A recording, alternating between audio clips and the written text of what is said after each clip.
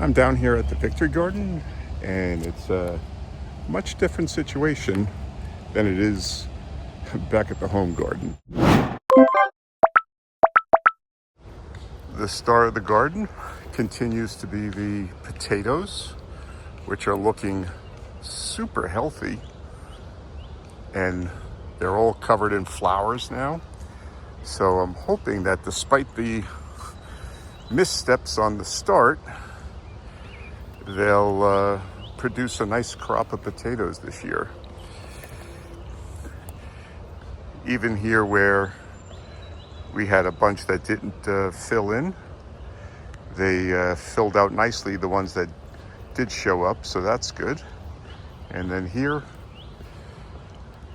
these are probably the best looking ones. The plants are really tall, really green and lush.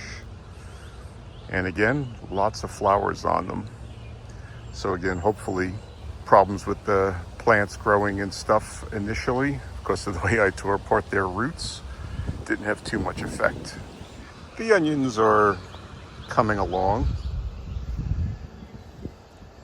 and not growing so great, but a lot aren't looking too bad. This is looks like it's going to be a heck of a onion if it actually produces one. But we got some like this that just look all stunted and whatever. So, but we should get a few onions out of it.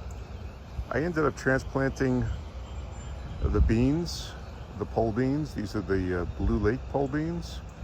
And other than losing one right over there, they're doing okay and they're starting to grow. So when they get a little taller, I'll put some string around the teepee so that they'll have something to climb onto. But as I said last year, they all just made for these poles and just all gathered around the poles. The one warm weather crop that's doing well are my peppers.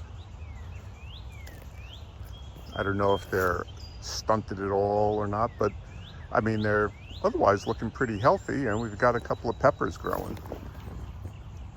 I got one there, one right there, one right there, so a couple more thereabouts over the garden. So the peppers, though, are doing okay. The celery is looking very healthy. If you recall early on, they had looked a little green, I mean a little yellowish, pale I should say, not yellow, but pale. But they've bounced back and they're looking fine. The beets right next door seem to have taken now and they're doing okay. And the carrots have caught up to the ones at home and have far surpassed them now. They're much more lush down here than the ones at home, the egg carton carrots, and they got a nice green color to them. I had planted some great northern beans in here, but they all succumbed, so that's a shame. But I'm going to be following up with red kidney beans at home after I harvest my garlic. Turnips here are also looking really good. These are the ones back here that are really big that I had planted first, and these had stayed in containers at home until I got down here to plant them out, but they're doing really good. The leaves anyway, everything looks really green. The tomatoes also look healthy. I've made sure that they stayed within the cages so that they're not growing outside the cages, and all the weight will be resting on the metal circles. Same over here with these tomatoes. They're all looking really nice. Even the ones that were small and took some time to get going, they all look fairly healthy. So this is basically what I do, is just make sure the tomato plant is inside the cage here, and then it's going to grow up through. This was one I transplanted in after the one that was there didn't look too healthy, and it's doing well. So overall, the Victory garden doesn't seem to have been affected at all by the cold temperatures, which is pretty weird.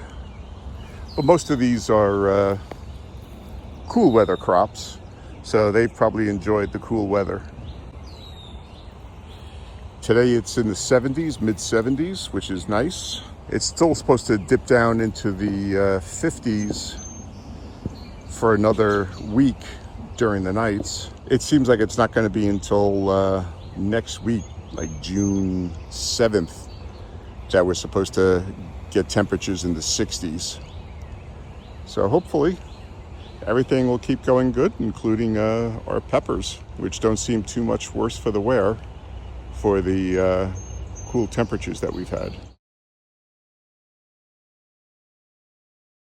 So as I said, it was just a quick update showing you just how different it is down here at the Victory Garden compared to what it is at the home garden, and how the home garden seems to be pretty much devastated. Well, not devastated, but stunted by the cool temps that we've had, but not down here. So that's good to know and good to see too. All right, if you want to see what we're doing in the garden last week, check out this video right here and then subscribe and hit that notification bell.